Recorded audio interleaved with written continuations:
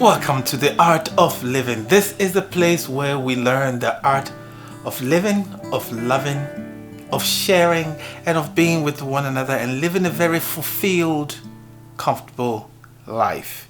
I'm Greg Davis, and I'm so glad to welcome you once again this afternoon.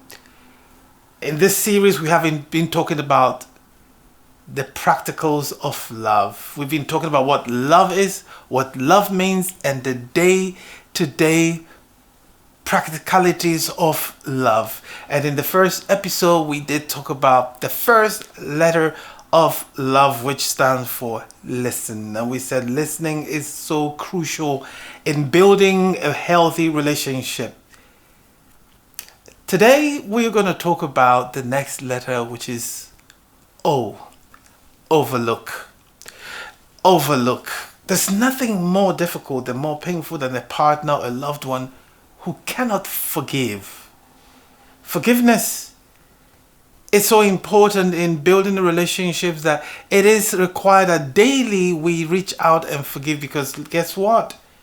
We're humans and we make mistakes. We will hurt each other. You know, there's a saying in my country that says that it is he who fetches the water that breaks the pot. Now, it is easy to love somebody out there. It's easy to be friends with somebody out there that you are not so close to, because they won't hurt you. But it's the person closest to you, the person you have a close and intimate relationship with, that would hurt you. Let me start right from the beginning by telling you this. Your heart, and I mean your heart, must be the grave in which all the errors and the mistakes of your partner are buried. Your heart must be the grave in which all the mistakes of your loved one, your sweetheart, must be buried. Now, let me put it this way. Now, allow me to sound maybe a bit religious. It is easy for you to feel that that person who loves you is the worst person in your life because of the way you have been hurt. So, let me go back a little. You see, no relationship will grow without learning to daily forgive and letting it go. But I know. You might say, Greg, you have no idea how hurt I am. You have no idea how many times he or she has said sorry.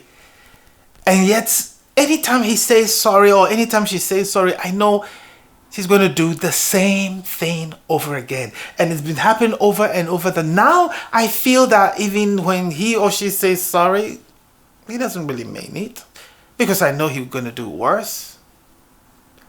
So what should you do? Now, let me go back by telling you this. There are different types of saying sorry. So let me tell you what real sorry, when you apologize, let me tell you what real sorry means. Whenever you do something or somebody does something, okay, when you've offended somebody and you have to apologize, don't wait. When the time comes and you need to say sorry, you must say the right sorry. But when you say sorry, what exactly does it mean? For many of us, it's just some tagline that we throw out there so that the person will stop complaining, or so that the person will stop talking. So let me explain here. When you say sorry, there are at least 3 things that must happen. When you say sorry, you are saying that I feel bad that I have hurt your feeling. That's number 1. Show remorse whenever you're apologizing. Show remorse. Let me tell you what, there are certain sorry or apology or sorry that we say that even worsen the situation. For example, somebody says, sorry, but I said sorry. Didn't you hear me saying sorry?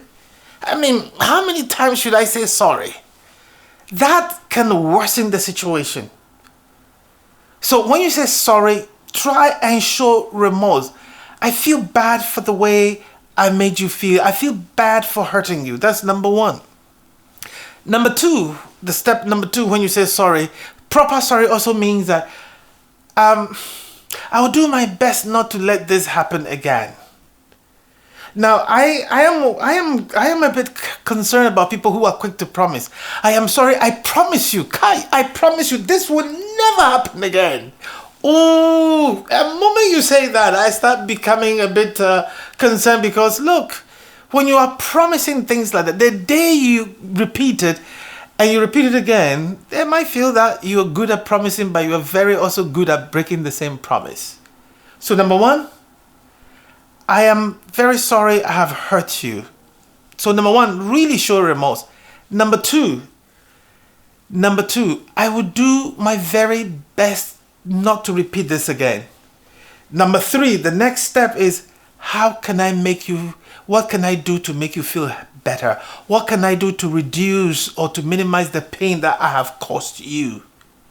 If these three ingredients are missing from your apology, it's not really a proper apology. So keep that in mind. Number one, I feel bad that I have caused you a lot of pain. Number one, remorse. Show remorse.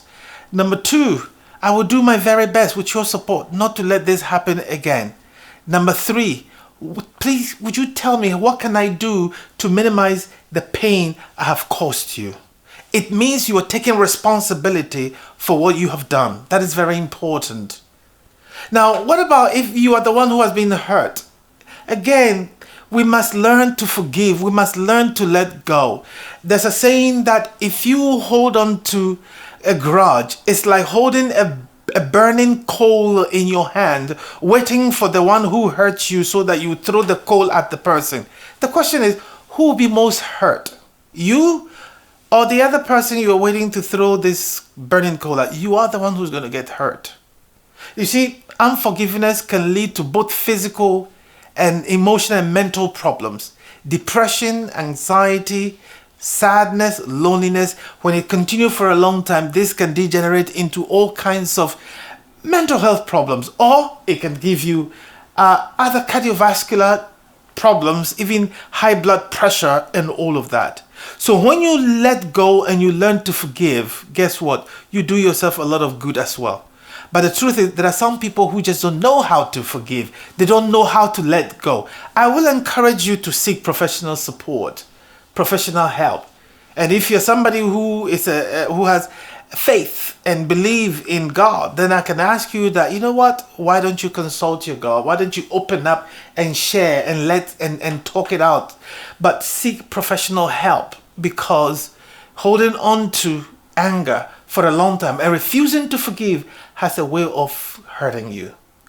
So let me round up by saying, learn to overlook the mistakes. Don't be like a friend who said, you see, do you think I will forget? Do you remember the 1993, April 15, we were standing 10 meters away from that building when in fact a black bird even flew over. Do you remember what you said to me in 1993? I don't forget things easily. You see, for me, when you step on my toe, I will step on your neck. You will see, I don't forgive that easily. Don't be like that, my friend. Don't be like that. Learn to forgive. Learn to let go. Learn to take that deep sigh of relief. Breathe it all out and feel free.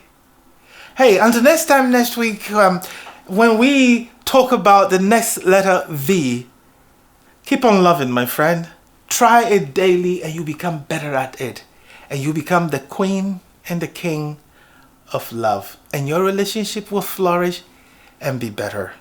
And keep watching The Art of Living and keep visiting GregClayDavis.org. Bye-bye.